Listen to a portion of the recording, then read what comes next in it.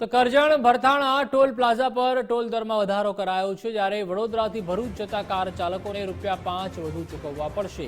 દર વર્ષે ₹400 કરોડ આવક ઊભી કરતું દેશનું એકમાત્ર આ ટોલ નાકું છે।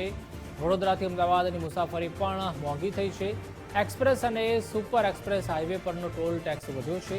આવતીકાલથી જ આસોજ અને વાસદ ટોલ પ્લાઝા પર નવો દર વસૂલવામાં આવશે। બંને ટોલ પ્લાઝા પરના દરમાં સરેરાશ 5 થી માંડીને ₹15નો વધારો કરાયો છે। एक्सप्रेस और super express highway toll plaza पर हवे टोल टेक्स में वधारो करवामां आव्यो छे। करजण पासेनुं आ जे भरथाणा टोल नाकું છે અને આ ટોલ નાકાની અંદર હવે વડોદરાથી જે ભરૂચ જતા જે કાર ચાલકો છે તેમને ₹5 દર વધુ ચૂકવવો પડશે।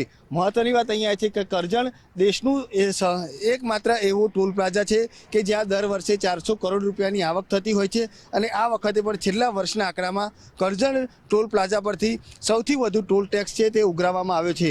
ખાસ કરીને વાત કરીએ તો આસોજ અને વાસદ પાસેના જે ટોલ નાકા છે તેમાં પણ 5 થી 15 રૂપિયા સુધીનો વધારો છે તે થઈ શકે છે અને હાલ ક્યાંક ને ક્યાંક વાહન ચાલકો પર વધુ એક ભાર પડે તે પ્રકારની શક્યતા હાલ દેખાઈ રહી છે। જો કે હાલ તો 1 તારીખથી આ જે નવા ટોલ ટેક્સના દર છે તે અમલમાં આવશે, પરંતુ હાલ જે રીતે જોઈએ તો કરજણ હોય, આસોજ હોય અથવા તો વાસદ હોય, આ તમામ ટોલ પ્લાઝા ઉપર હવે નવા દર લાગશે અને ટોલ ટેક્સમાં વધારો થતાં ક્યાંક ને ક્યાંક વાહન ચાલકો પર પણ માર પડશે।